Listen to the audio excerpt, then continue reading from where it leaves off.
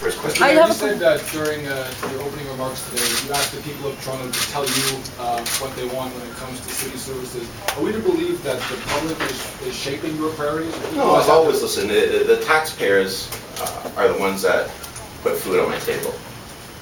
So we have to listen to the taxpayers.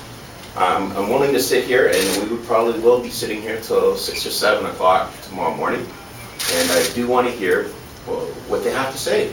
What sort of suggestions that maybe we didn't think of, or maybe KPMG never thought of. Let's hear what the taxpayers want, what they think is important, what's our priority to them. It might not be a priority to other people. So, everyone, we have to listen to as many people as possible. And that's why I invited everyone to come down today. Mayor Some people Ford, say that there's sort of a divide and conquer mentality that's going on by keeping them in separate rooms and not in city council chambers, by having deputies have to come in and speak at 4 o'clock in the morning, that there's a hope that you'll sort of see people drop off through the night. You know what, you're looking at a lot of people that come down. We're going to go right through. As you know, we can't be here. The caravan is on Saturday.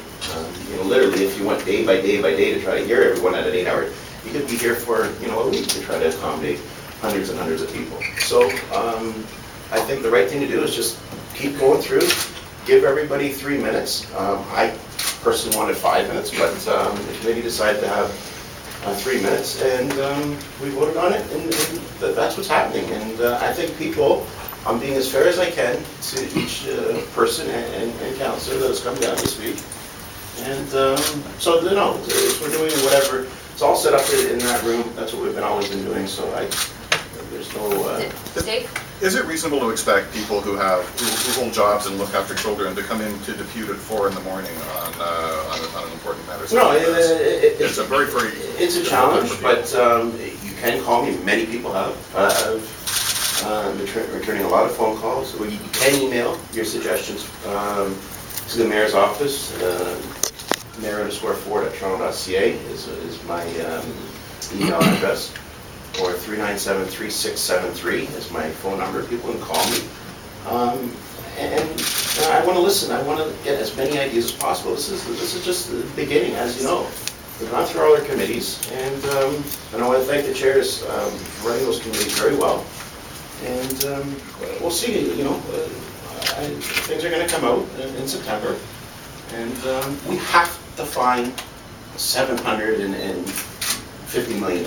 Mayor Ford, Just your round it critics up. are saying that number is inflated and that there have already been cuts made, that this is a spectacle. Give me some examples. If they have, and if it's an inflated number, that's not what Cam Weldon's saying, that's not what Joe Pettichetti's saying, that's not what the budget chief's saying. These people know the numbers inside and out. So whoever these people are, I'd like to see it, so. Now, Mayor Ford, what is a nice-to-have service that you think can be taken out of the budget? The grants. I think there's $50 million in grants. And as you know, I've never been in favor of handing out free money. If we don't, I've always said that if we don't have enough money and turn around and increase taxes $50 million, which we've been doing year after year after year, and then on the other hand, hand out $50 million in free money, how can you do that? If you don't have $50 million, you can't hand out $50 million. So I think, we have to look at that. We have to look at, should we be in the business of running a zoo? Should we be in the business of owning a theater? That we have to look at all these options. And right now, that's exactly what we're doing. We're looking at the options. There's going to be disagreements. But at the end of the day, if we just left everything alone, and said, okay, we're not touching it. We'll go in and hit the taxpayers with a $750 million tax increase. People are going to be paying thousands of dollars an increase in property taxes. They'll be doing 25%. People can't afford that. So we have to find it. Mayor Ford, at the end of the day, what's going to come out of this meeting after you've heard from these speakers? Are you going to give clear direction to the city manager what to cut, what not to cut?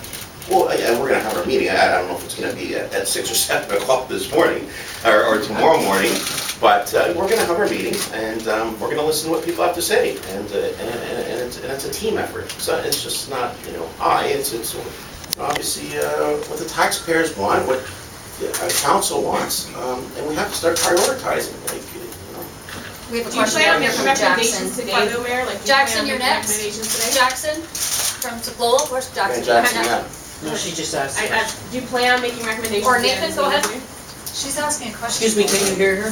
My colleague's asking a question. Do you plan on making recommendations today at the end of this meeting or at 7 in the morning? Well, again, I'm gonna talk to my committee members, I don't know how fresh and how sharp you're gonna be after sitting here for literally almost 24 hours. So, if Go ahead, we can, we will. Are you happy with this report? Many councilors say that it's just incomplete, no economic or social impact. Do you think you have enough to make an educated decision with this limited? I think there's a lot there, and obviously you can drill down deeper on any issue, but they've given us a lot of, you saw the numbers, they've given us $700 million if you want to do it.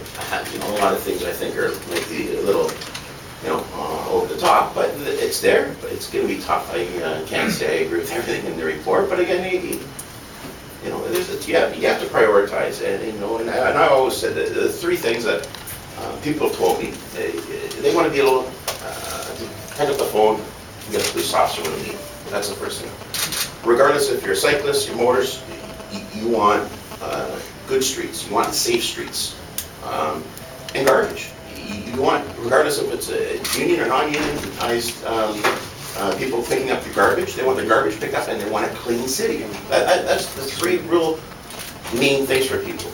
So, and then outside of that, let's just work down the list and, some things, we're gonna get ahead.